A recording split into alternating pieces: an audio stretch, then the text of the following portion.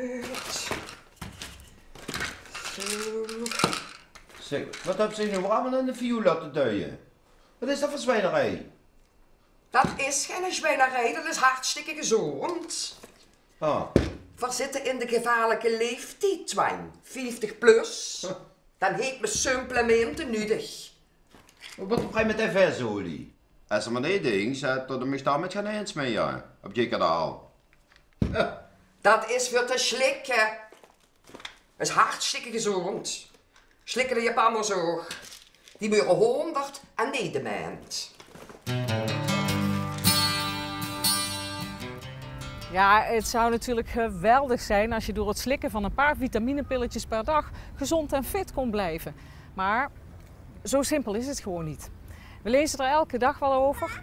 Gezond en fit blijf je alleen als er voldoende variatie in je voeding zit en je goed beweegt. En over dat bewegen, daarover gaan we het hebben vandaag. Want om u een beetje op weg te helpen, gaan we een kijkje nemen bij een fitnesscentrum. We gaan kennis maken met Qigong. En een ergotherapeute gaat ons iets vertellen over handige tips in en rond het huis.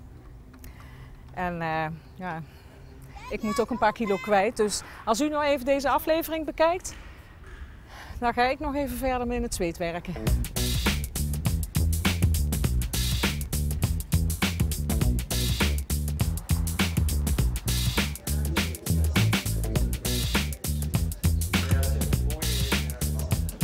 In december afgelopen jaar ben ik begonnen met trainen aan de sportschool. De reden waarom ik dit gedaan heb is dat omdat ik me niet goed in mijn vel voelde zitten.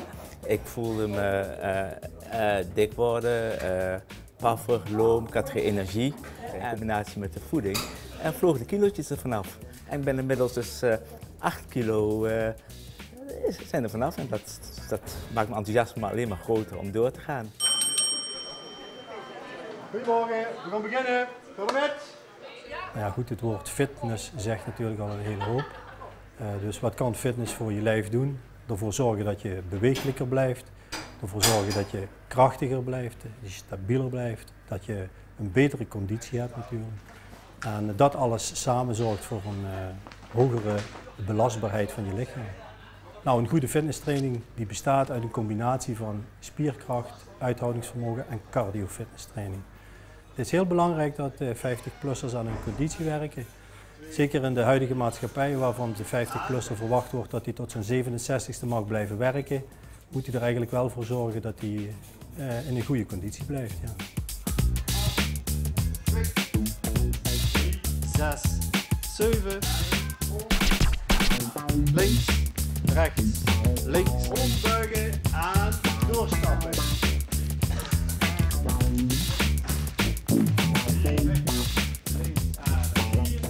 Ja, we beginnen met de warming-up. Tenminste, ik doe altijd mee met de warming-up. En dan gaan we, als we naar boven komen, zelf de toestellen wat we aan hebben gekregen toen we hier kwamen. Tenminste, ik doe dat wel zo. En daarna is nog even cooling down en dat is eigenlijk het programma.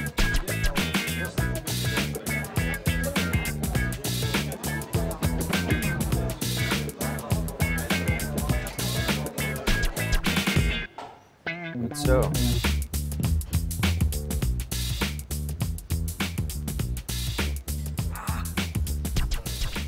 Heer de Rijn is een fysiotherapiepraktijk waarin veel mensen naartoe komen met allerlei klachten, nekklachten, rugklachten. En wat we hier dan doen is de mensen leren bewegen, leren omgaan met hun klachten, zodat hun klachten verminderen. En wat we dan vaak zien is dat de mensen na afloop van een therapie graag met het bewegen door willen gaan. En dat gebeurt dan bij ons in oefengroepjes in de fitnessschool, zal ik zeggen. En op die manier gaan we de mensen verder begeleiden. Ja, en de mensen vragen me natuurlijk vaak van, wat is dat nou, gezond bewegen?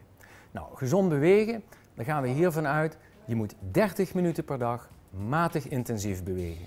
En matig intensief bewegen betekent dat je hart en je longen harder moeten werken. Dus je hart gaat sneller kloppen, je gaat er zelfs wat van zweten. Ik wil gaan fitnessen om de conditie een beetje op peil te houden, het bewegingsapparaat een beetje aan de gang te houden.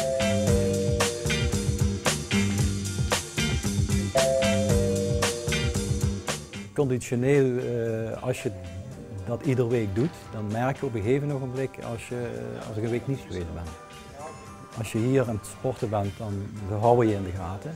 Als je een beweging of een oefening verkeerd doet, staat gelijk iemand naast je en zegt hoe de oefening gedaan moet worden. En dat mis ik op de vorige sportschool, miste ik dat wel. Dus als je goed beweegt en zorgt dat je in een goede conditie bent, dan kun je op een prettigere manier oud worden. Oké, fitness is dus een prima manier om je conditie te verbeteren. Maar er zijn natuurlijk ook nog andere mogelijkheden. Hebt u wel eens gehoord van Qigong? Het is een 3000 jaar oude bewegingsleer die bestaat uit rustige, sierlijke bewegingen. Qigong ontspant, brengt rust en regelt de energiestroom in het lichaam.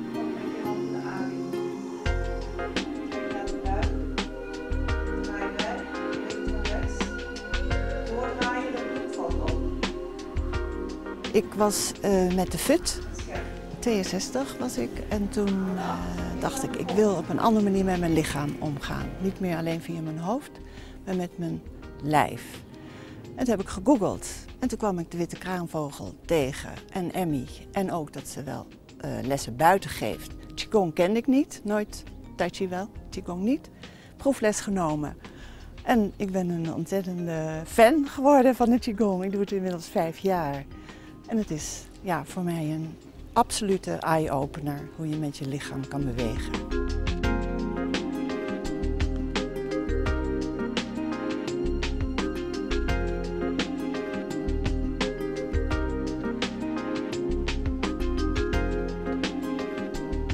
Er zijn 4 principes bij de Qigong die altijd terugkomen. Dus ontspannen, ademhaling, beweging en een goede houding. En afhankelijk wie jij bent of waar je voor komt, zal jouw doel heel anders zijn. Voor een sporter is het weer anders dan voor iemand die COPD heeft of hyperventileert of voor een muzikus. Maar die 4 principes komen altijd terug. En we proberen door de bewegingen steeds hetzelfde ritme te houden, niets te verstoren in de hartslag en de bloeddruk. Dus we creëren de rust en de balans in de beweging. Mijn doelgroep, dat is eigenlijk voor iedereen. Dat betekent dat ik mensen heb, beginnende bij 19 en de oudste is 83. Maar de meeste mensen zijn toch tussen de 50 en de 60. Het zijn mensen die gezond zijn, komen om lekker op een andere manier in hun lijf te zitten.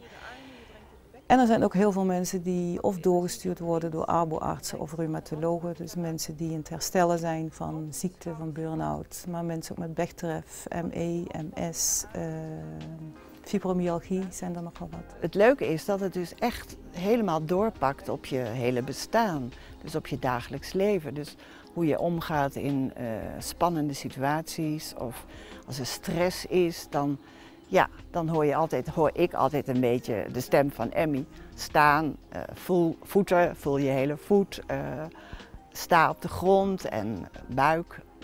En dan ben je gewoon vanzelf ineens veel rustiger. En kan je de spannende momenten veel makkelijker aan. Dus het heeft een enorm effect op hoe je omgeving ervaart, hoe je met mensen omgaat. En dat gebeurt veel meer vanuit dat lichaam, de rust die je in het lichaam hebt gevoeld. Energie weer opscheppen.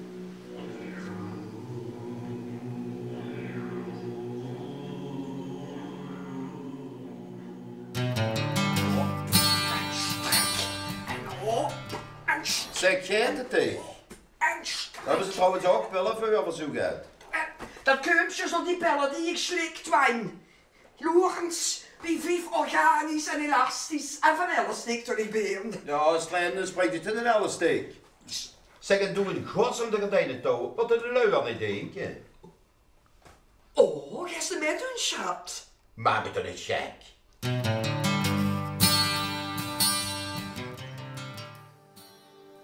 George en Emily Scharnig zijn vaste bezoekers van het fitnesscentrum. Beiden lijden aan de longaandoening COPD. Zonder de trainingen zou het runnen van een eigen bed and breakfast in Oost-Maarland wellicht niet mogelijk zijn.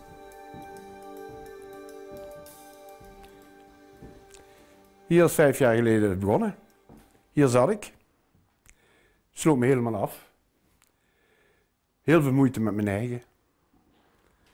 Veel angstgevoel. Wist niet waarvan ik kom. hulp gehad, mocht allemaal niet baten. Ik ben bij de psychotherapeut aangekomen. Die ging denken dat het boven in mijn bol zat.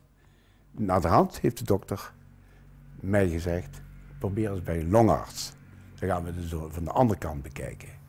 Dat heeft geholpen, want daardoor ben ik bij de fysiotherapeut terechtgekomen.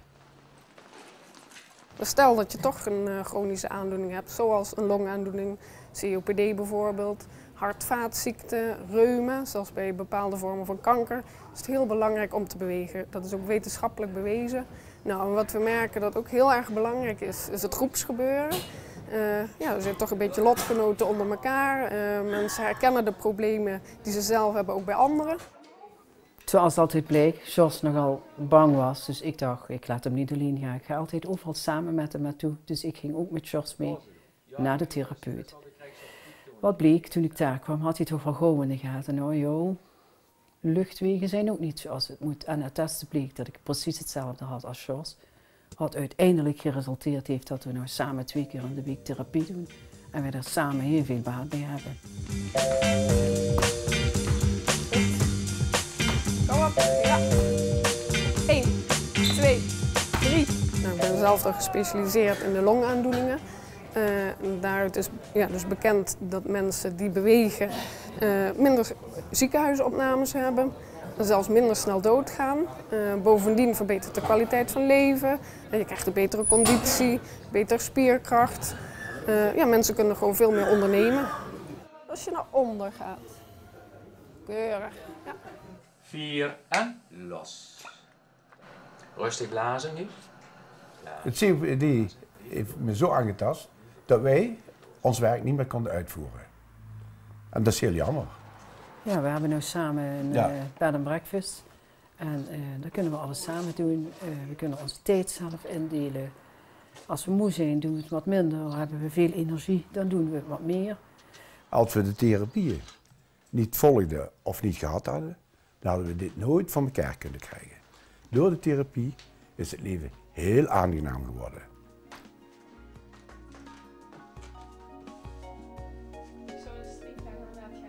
Allerlei klusjes in en rondom het huis kunnen aardig wat energie kosten. Vooral als je gezondheid niet optimaal is. Dan kan een ergotherapeut u misschien helpen met tips en trucs om het leven wat aangenamer te maken, zodat je langer zelfstandig kunt blijven functioneren. Een ergotherapeut houdt zich bezig met mensen die tegen beperkingen aanlopen. Dat kan zijn door een ziekte of aandoening, maar dat kan ook zijn voor gezonde mensen die bijvoorbeeld iets willen veranderen in een woning. Misschien een nieuwe keuken willen of een nieuwe badkamer. Ook daarin kunnen wij advies uitbrengen. En ons uiteindelijke doel is om iemand zo zelfstandig mogelijk in zijn eigen omgeving te laten functioneren. Dus dat gaat de licht in. Ja. Normaal als ik zit ik dan en dan leg ik mijn buikje en dan zet ik hem eigenlijk ook altijd niet al dit zo kort bij. Dus als we inderdaad deze plek bekijken, dan kan je bepaalde dingen aanpassen, bepaalde dingen ook niet. Dus wie de tafel en die kan niet hoger. Dus dan moet het, wie het nu is, zo ideaal mogelijk zien te maken.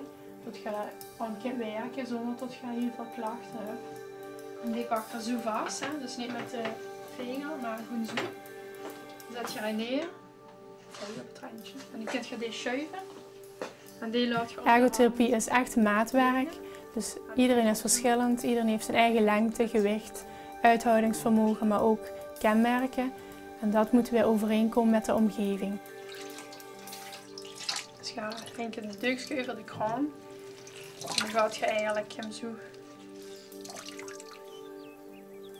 Zitten allemaal direct op been. Til je linkerbeen eens op. Misschien dat het op iemand ligt. Ik ben Tai Chi gaan doen omdat ik een hersenbloeding heb gehad en ik heb reuma. En ja, via ben ik dus hier bij Emmy terechtgekomen. En toen merkte ik dat het heel goed voor mij was om bewegingen te doen. En door die hersenbloeding kon ik mijn beroep eigenlijk niet uitoefenen. Ik ben harpiste. En dit gedeelte van mijn lichaam kan ik nu veel aandacht aan geven. En daarom heb ik nu het idee dat ik 2 handen heb en 2 armen. Qigong opent. Qigong spreekt heel erg het gevoel aan bij mensen. Emoties worden opengebroken. Juist als mensen de rust gaan vinden, als mensen gaan stilstaan. Dat wat ze altijd hebben proberen te onderdrukken, komt naar boven en dat mag.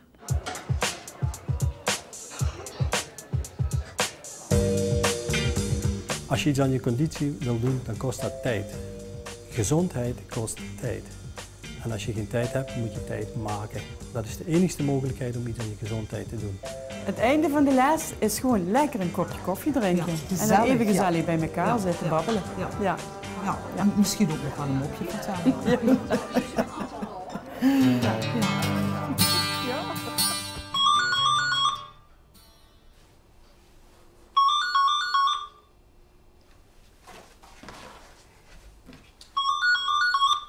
Hallo? Ja, momentje, hè? Hé, Paul van die. Paul, wat voor de Paul? Ik ken niet de Paul. Paul de Hollander. Vergeten? Wat blief? Even weer Fortuna. Nu! Ik moet nu opleggen, hè? Dag, Paul. Vergeten? Wat? Ik? De band? Hoe is de vessel?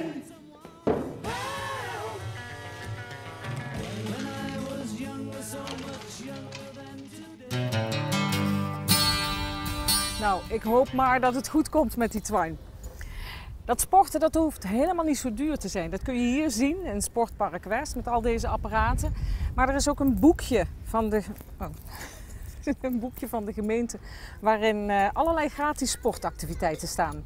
Wilt u nou meer weten over fitness bij Heer de Rijn of Qigong bij de Witte Kraanvogel? Of wilt u weten wat ergotherapie voor u kan betekenen? Dan moet u even naar de site goortverein.nl bij de praktische info. En als u zich inschrijft voor onze nieuwsbrief, dan kunnen we u helemaal op de hoogte houden van onze volgende afleveringen. Oké, ik vind dat ik genoeg gedaan heb voor vandaag. Nou is het de beurt aan u. Veel succes en graag tot de volgende Goortverein.